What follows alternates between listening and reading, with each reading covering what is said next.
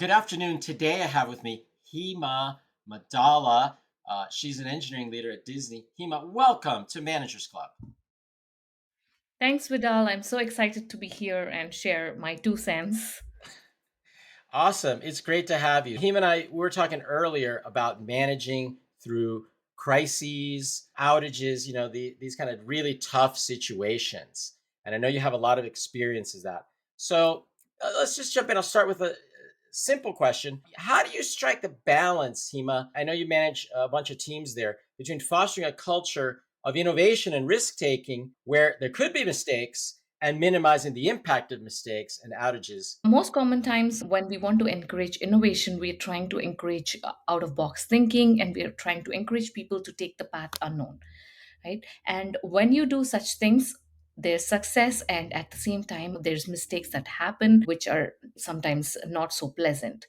So when that happens, as a leader, you have to stay away from, uh, you know, punishing whoever is responsible for it, right? Instead of encouraging that kind of culture, you encourage a culture of learning, right? And you tell your team that it's okay, mistakes happen, we fell off the cliff, we'll dust off and we'll stand up and get over again, right? So that kind of attitude helps people take more risks, and that fosters innovation. I think that's great. I want to get to some examples in a minute, but on that point, I think that's great that you don't want to blame people. But how do you also balance like accountability? Because people make mistakes or a lot of mistakes. This can actually cost money and have negative impacts. So, how do you balance that? So, in order to balance that, what we have to do is make sure we have some processes in place, not to the extent that it becomes red tape, right? So, these processes will help us assess the amount of risk that they're taking. Are we taking calculated risks, or we are just going into the wild west and doing crazy stuff? So, these processes also help us collaborate with the rest of the team and others who are also working on similar initiatives. And it is a second opinion on we are just taking calculated risks. I see. Okay, so you choose the risks you take, calculated risks. So we talked that you had some hard life experience. You said you had some Mhm. times when your team faced major crisis, outage. Could you maybe walk us through a couple of those and Yep. how you managed the situation? Yep. So I've been through multiple crises, which I think every engineering leader will go through. It's only the magnitude of the crises that are different. But irrespective of that, it's just an intense time of stress, complexity, and difficulty. To give you an example, right now I head the data platform team at Disney Streaming, where we develop the infrastructure and we have about 15 data engineering teams running on the platform. So there was a situation where the whole platform went down. There was some script that woke up and did some crazy stuff. Because of that, the whole platform went down, and it's not just that. A lot of infrastructure resources were deleted, which means all these 15 teams that were operating on the pipeline have completely come to a freeze. No data ingestions were happening, no data was flowing, all the reporting was stopped. So it was a very difficult situation for us to handle. And me being the head of the data platforms, it was a test. It was really a test of my leadership. Other Okay. examples when crises happened was I was at this startup, and there we were dealing directly with the consumers. We had some kind of a payment model with them, and incidentally an email went out to all of these consumers which was not intended, and with a payment that would just not be possible. It's not feasible to do. The company would just simply be bankrupt because it's a startup. Oh, okay. Right. A So that mistake. was, Like, yes, it was a big mistake, and it happened under my leadership again. So yeah, these were two examples. And one other minor issue happened was where somebody put some keys, right, cloud keys on the oh, public internet, which would let a lot of people access our sensitive data, oh right? wow. Okay, that's a big mistake. That happens though. People do put these public Yes. keys out on GitHub and let's take it a little bit more of these examples. How did you communicate with all your different stakeholders, right? Your upper management, right, about these mistakes or errors, and then with your peers, then also down to your team when these things happened. Yes. So whenever there's a crisis, like you mentioned, there are three parties here. One is your senior leadership, to whom you are answerable, right? And everything suddenly, when a crisis happens, you're like, oh, am I going to get fired? Is this going to affect my promotion? So many things come to your mind, right? But then there's also two other parties here, which is your team, right? They're as much or more panicked than you, right? They're probably going through the same feelings that you are going through, right? And the third party here is your peers, right? Be it your consumers, right? If you're directly dealing with your consumers, or uh, when I was heading the data platforms, all the data engineering teams that were running on the data platforms, they were my peers and my stakeholders, right? So how do I communicate with them? What do I tell them to gain that trust back, right? So these are the three parties, right? And to all of these people, and especially to your senior managers, your senior leadership, and your stakeholders, the communication part is very important, right? So it's very important to be transparent with your senior leadership. Tell them what exactly happened, and then own your failure, right? A mistake happened, like own it, and then make sure that Okay. we are very proactive in your communication, and you communicate at a cadence, right? You tell them what is wrong, what is the plan in place to fix it, right? Give them all the necessary information so that their nerves are calm. Okay. Okay. This could be a tricky scenario. Have you ever, as an engineering leader, encountered a situation where the mistake was like a direct result, like of a decision you made? It wasn't like, hey, this thing happened over here, but it's because of something I decided this thing happened. And how did you deal with that? Yeah, so basically, this situation where the email went out to all the consumers, there were team members who wanted to wait out a bit and review it with the other stakeholders within the company and then send out the email, right? But due to other dependent timing constraints, I had to speed up sending out that email communication.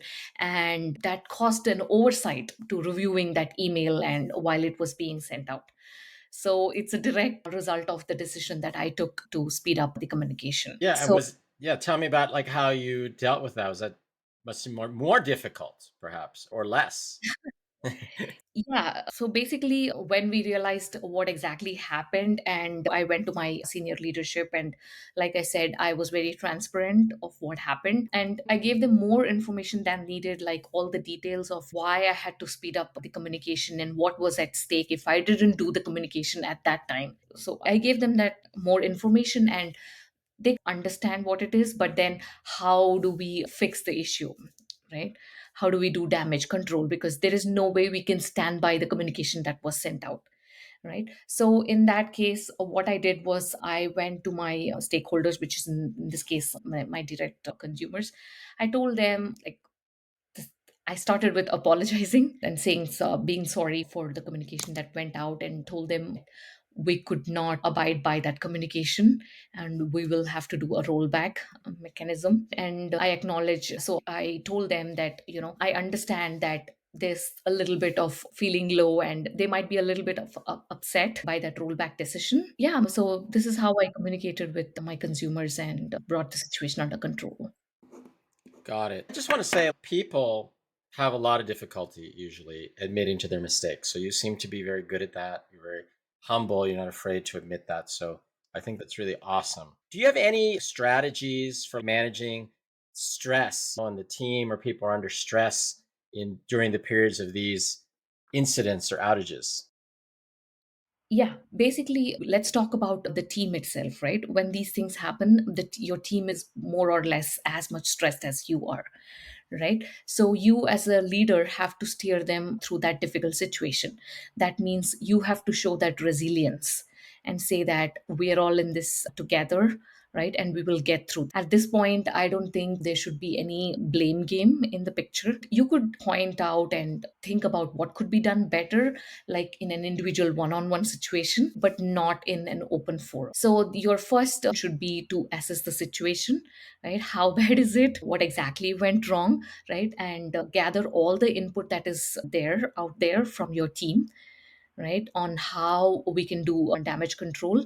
And then most importantly, formulate. So by formulating a plan, you could take that plan back to your senior leadership and tell them that yes, mistake happened, I own this, but this is my plan to fix it. I And think yeah, and having a plan means that while you're doing all this damage control with your stakeholders and with your senior leadership, your team is still continuing, right, to execute on that plan that you have in place. I think that's great. I think people do react well when there's a plan, right? Like, here's the plan to recover. Could you talk a little bit about like your incident response and maybe what you learned about that? So, for example, we work in software and we have on-call rotations, for example. We have people Mhm. to respond to these incidents. Have you learned anything there, or what better said, what have you learned in having effective like incident response teams or process?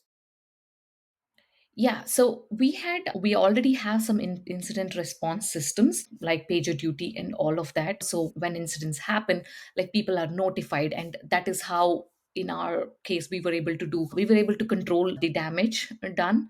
So it was not like the whole infrastructure was destroyed. Like once 70, we could stop it at 60 to 70% thing, right? But then I think what we realized was for those that incident response to be effective, even before that the processes were not tight, right? There's still some slippage through the processes that were set that caused these events and these that caused these incidents to trigger. So that's Okay. one thing we learned. And the other thing is, when such incidents happen, instead of having a single channel of communication, have as many channels of communication as possible. Today for communication, it's not just an email, right? You have your Slack, you have your email is there anyways, right? You can set up dashboards which show the health of the system and which are more detailed as to how much of a damage has happened, right? When incidents happen, make sure to set up all channels of communication. I think that's a great tip. Yeah, because if you just rely on one, what if the person's not on that method, so they don't see the alert? How do you? So after you've gotten over the crisis, right? What do you do to integrate maybe the lessons you learned and prevent them from happening again? Are there any learnings, or what learnings do you have on that? Yeah, well, let's start with the team, right? So after we pass through the crisis, it's very important to do the root cause analysis of why we got to where we got and what we could have done better to fix it, right? So based on that root cause analysis, I would suggest definitely roll out new processes based on the learnings, change your strategy a bit, right? And also tune your mindset, which is a little bit of tweaking to the culture or your operating principles, right? So that's what I would do for the team, right? And for my stakeholders, when this crisis happened, there's obviously your trust is broken, so you have to spend time to rebuild the trust, right? Which means communicating with the stakeholders to say we are on the top of the game, right? And whatever channel you want that to be, but communicating that we're on top of the game, and most importantly, set the expectations for future. So this is what I would do with my stakeholders. And for my senior leadership, I would just say that, like, this is what we learned, this is the new process that we have set, and hopefully we will be able to mitigate such crises. Okay.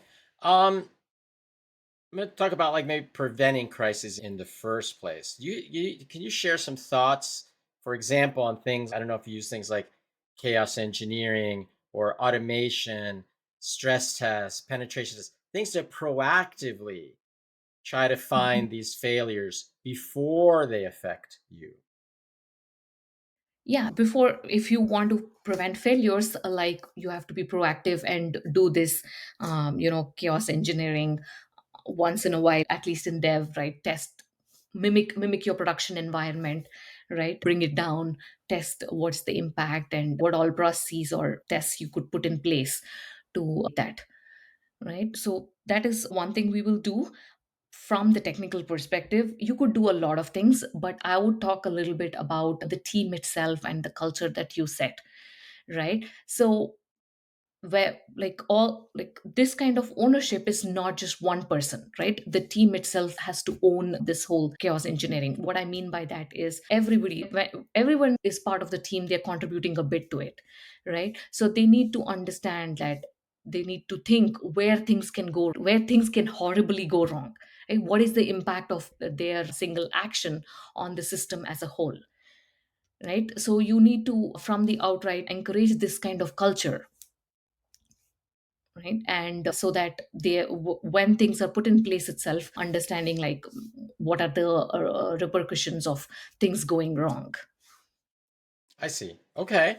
Um, how do you manage, for example, doing proper documentation, knowledge transfer, like when you have these things happen, right? To minimize the risk of them happening again. Do you have any best practices on how to basically create documentation that would help? Yeah, so more often documentation is dealt like, oh, this is that extra task that I have to do. That's the attitude. So I think we need to migrate away from that and set an attitude of it's part of your development. So as an engineer, you own the end to end. That also includes development, right? Just like you own testing your feature or whatever, right? So similarly, your task is not done until you have documented, right? So that's how you encourage good documentation, and once you get into that culture, you see yourself more often committed to that, writing documents and all that. Whenever these incidents happen, if we have a rolling document of all these RCAs and publishing run books of how to mitigate such situations, it helps a lot. Okay. Yeah, I think that's great because to your point, a lot of software engineers think they're done when the feature is done, but you're saying no, they're done when it's documented too. It has to be documented. Hima, do you have any other thoughts on crisis management, dealing with these outages? Anything else you've learned you'd like to Mhm. share? So, one thing I would like to point out is whenever crisis happens, just keep in mind that you have to lead with compassion. Don't leave empathy at the door, right? No matter how much it impacts you, right? You are not responsible for, you're not directly the cause of it, right? But because you're leading a team and whatever they do, you own it, right? When you go through this stress and this varied levels of anxiety, it's very important to lead with compassion and show that emotional intelligence, especially with your stakeholders, because when things go wrong, it's only obvious that they will be upset, they will be angry. So you as a leader have to show that emotional intelligence and be that balanced leader, trying to the situation with your team, your senior management, and also your stakeholders. I think that's great. I think to add to that, just staying calm is very important. And I'll tell you a story. I remember once. So I used to work at Walmart, and we would stress out a lot about outages and stuff because there's big money on the line. Now, my wife is a nurse, okay? And one day she goes to me, "It's really funny. You guys stress out so much about these some web services down or something more than we do about somebody dying." Okay. Like people actually die in the hospital, and the doctors don't stress out as much as you do. So it's sometimes it's just a loss of perspective too of what's happened. And people do Mhm. get very stressed out about these things. I know. Yeah. I've been there. So during crisis, it's only normal. What people normally do is react instinctively and they just vent out all their stress. But I think it's very counterproductive. As opposed to being calm, allows you to do the right things, do the damage control, and end of the day, it might not be as bad as you. Unless you're working on some kind of medical or military thing, no one is going to die because of that error. So that's the good news. That's the good news about it. Hema, you've been super generous with your time. It's great to have you here and talk with you. If people wanted to connect with you afterwards, speak with you, ask you anything, what'd be the best way? Yeah, they can reach out to me on LinkedIn, which will the link of which will be posted here. Awesome. Again, thanks again. It was great to have you. Thank you.